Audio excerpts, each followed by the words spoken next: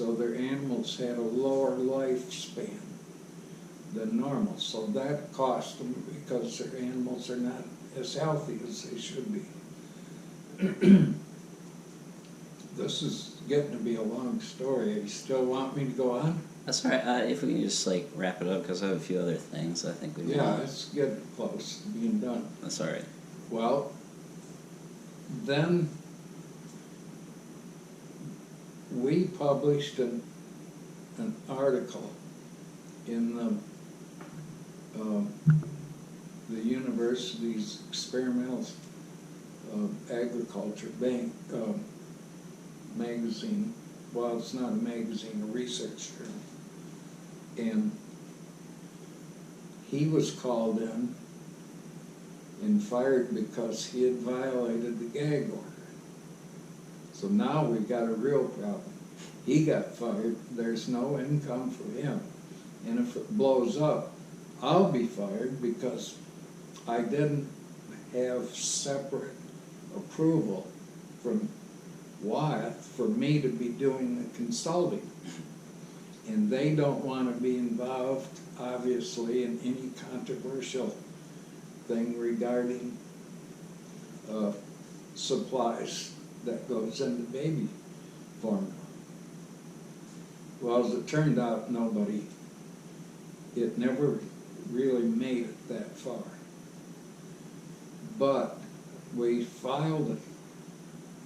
Don had talked this farmer, a group of farmers, into filing lawsuits since the tests for PBB came back and these animals had 0 PBB. They could not find traces of it. But the animals still had exactly the same symptoms as the one that the state claimed were suffering from PBB. Their joints were swollen, their teeth were falling out, the baby calves would be either born dead or die shortly afterwards. All the animals that with high fluoride were lame, crippled. Their leg joints and their teeth were, painful to chew. Anyway, so we filed suit with taking all kinds of pictures and we analyzed them. We got all this information into a technical research article. And so I was called to testify in the trial. So the first few days Dr. Hillman was up and the lawyers were squirreling away at him.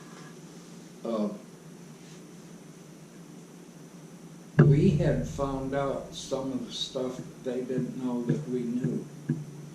And there was a company in Ohio which manufactured the minerals for dairy supplements. And they had their employees had gone on strike. The company said, okay, we'll keep running the plant without you, only with their supervisory personnel. And they hired some extra supervisory personnel to help run the plant. They didn't know how to run the purification equipment. So what they did is they dug up the minerals in quarries, and they ground it up in an unpurified state, sold it as if it was purified. And it turns out we've been able to have people send us samples of it who live close by the plant. And it was several thousand parts per billion of fluoride. In fact, it was magnesium or calcium monofluorophosphate. It was a definite chemical. And so when the cows ate it, killed them. So we had evidence there was no PBB in the tissue of these animals. And some of the very same animals had excessive fluoride levels. In literature going back to the 1840s, Don had a friend that was a professor of animal nutrition in England and Scotland, where the studies had been done back in the 1800s with fluoride, because they had fed them minerals and killed some of the cows the same way because their mineral contents were so high in fluoride. So we had that literature, and we knew that they had sold unpurified minerals to the dairy industry. So we had them by the short hairs. Mm-hmm. And after several days of testifying, I had to show all of the research we had done and prove the method, our scientific method, was accurate. And a lot of the other evidence that they used on the other side, we could prove was inaccurate. We went through special purification systems when we analyzed. So anyway, eventually we won that lawsuit, and there were 5 corporations who each had lawyers in that lawsuit to begin with the very first one. So the jury found them guilty, and we were accurate. Then there were 5 other dairy farms who also had filed suits in the same court. They agreed to liability without further lawsuits, because they were worried if the information made it to the public that it was fluoride, then they'd be sued all over the place, where the state and some of these corporations had paid it off as being fluoride. So we won that. That was very satisfying. That it was not a public health issue, because the Ohio State study proved to be accurate when rerun. So people's health was not endangered. The animals that, like my brother's whole dairy herd, that were taken out and shot and buried in this big pit, were not, some of them were so damaged in their joints and some of the areas that they would have to be shot anyway. But most of them could have been reclaimed by purified diet. So as it turns out, these chemical companies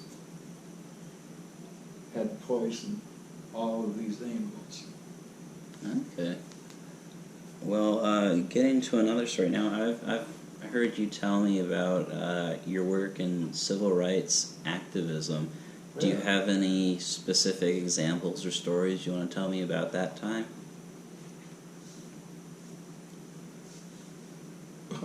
Well, yeah, it seems odd even to me, but you'd have to understand, in that little Dutch community that I grew up in, there were no blacks.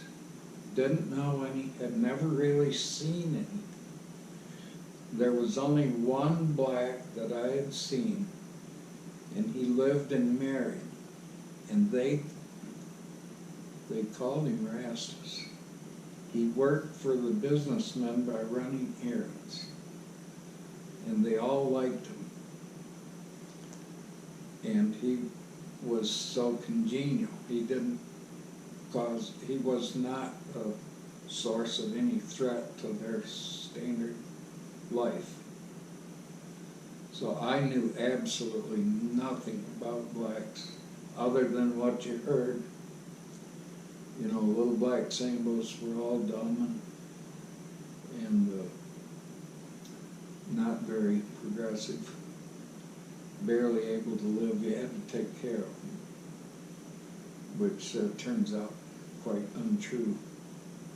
It was all a basic lie. But as a young child, when you grow up that way, that's a standard belief. You just go along with it. You don't know any better. Well, when I got to Michigan State, they had recruited blacks not only for football, but they had recruited some as